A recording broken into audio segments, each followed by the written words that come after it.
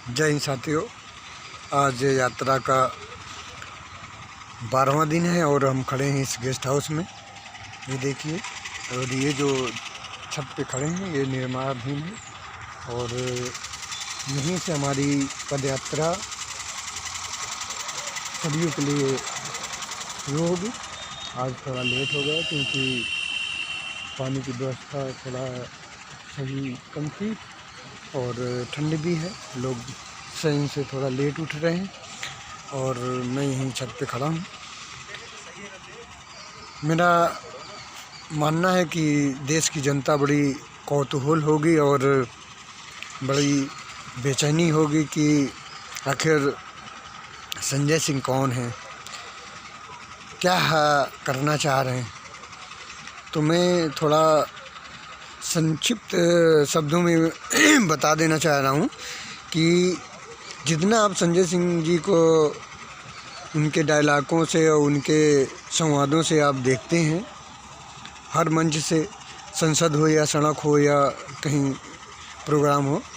उससे कहीं ज़्यादा आप जब उनके सानिध्य में आएंगे, उनके समागम में आएंगे और उनके साथ चलेंगे, उनकी दिनचर्या को समझेंगे, तब आप समझेंगे कि वास्तव में देश के अंदर कोई संत पैदा हुआ है जो यहाँ की जर्जर व्यवस्था को कुछ बदलने के लिए निकला है। उनका रहना, खाना, जीना भी एक संत की ही तरह है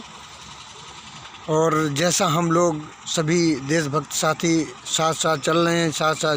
रह रहे हैं, वो साथ के लेके वैसे ही हम लोगों को जैसा खाना, रहना, उसी तरह का सारा कर रहे हैं और लोगों में थोड़ा निराशा ना आ पाए, थोड़ों में थोड़ा जोश कम ना होने पाए, तो शाम को एक मनोरंजन के रूप में गीत संगीत का भी स्वयं के द्वारा संचालित करते हैं और लोगों की जो प्रतिभाएं हैं उनको भी मौका देते हैं और इसी तरह हंसते खेलते यात्रा को हम लोग आगे ले जा रहे हैं। बड़ा आनंद है, जो जीवन का आनंद होना चाहिए वो सारा कुछ है। लेकिन मैं सभी देशवासियों से कहना चाहूँगा कि आप एक बार ज़रूर इस यात्रा का हिस्सा बने और इनको विचारों को जानें और इनके हाथों को भी मजबूत करें, जिससे समाज में जो भाईचारा, सौहार्द और न्याय होना चाहिए, जिसको लाने के लिए ये दिन रात एक बेचैनी के साथ लगे हुए हैं, एक चिंतन के साथ लगे हुए हैं, उसमें सारे देशवासियों का भी सहयोग हो और इनके बारे में समझना, जानना आप जब थोड़े समय बिताएंगे तो जान सकते हैं। काफ़ी हद तक तो आप लोग जानते ही हैं कि इनका जीवन क्या है, क्या करना चाहते हैं और इनका एक लक्ष्य लेके चल रहे हैं, सेवा एवं संघर्ष, और संघर्ष से जो निकले हुए हैं, इसलिए इनके अंदर अटूट प्रेम है देशवासियों के प्रति, न्याय के प्रति, विकास के प्रति, लोगों की जो दयनीय स्थिति उसको सुधारने का एक जो जोश है, उसको इनके विचारों से मालूम पड़ता है, इनके रहन सहन से मालूम पड़ जाता है। इसलिए ज़्यादा मैं कुछ नहीं कहना चाहूँगा। बस सभी देशवासियों से मेरी विनती है कि आप लोग ऐसे हाथों को मजबूत करें जो भविष्य का इतिहास है, भविष्य का स्वच्छ समाज है, भविष्य का एक खुशहाल जीवन है और भविष्य के जो अमन चैन का रास्ता है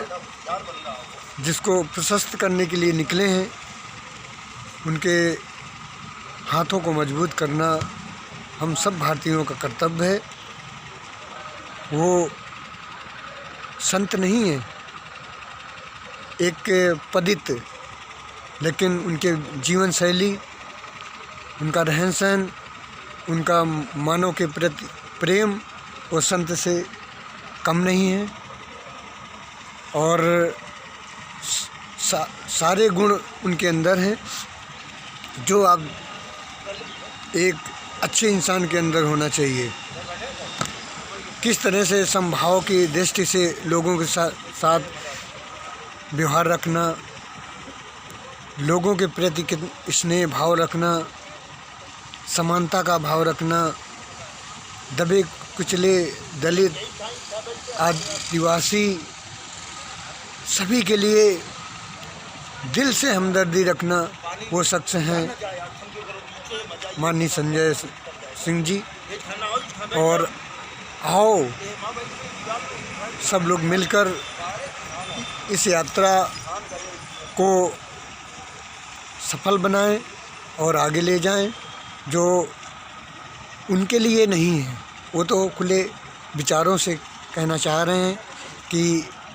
हमको जो जीवन में पाना था हमने तो पा लिया। जो एक इच्छा होती है इंसान को कि राजनीति में बड़े ओहदे पर पहुंच जाएं और बड़ा मान सम्मान मिलने लगे, तो वो तो उनको मिल चुका है। वो उनके अपने विचारों से ही बता देते हैं। लेकिन मैं आने वाले भविष्य के लिए ऐसा प्लेटफार्म खड़ा करना चाहता हूँ जिससे जिस तरह से मैंने संघर्ष किया, जिस तरह से हमने एक दयनीय जीवन जिया, वो आने वाला भविष्य, आने वाले बच्चे इस तरह का जीवन यापन उनको ना मिले और उनको एक स्वच्छ और संपन्न विकसित भारत मिले, खुशहाल भारत मिले, जो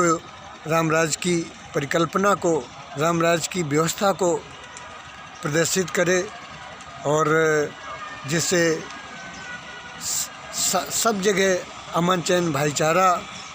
और आनंद ही आनंद हो। जय हिंद, जय जय हिंदुस्तान।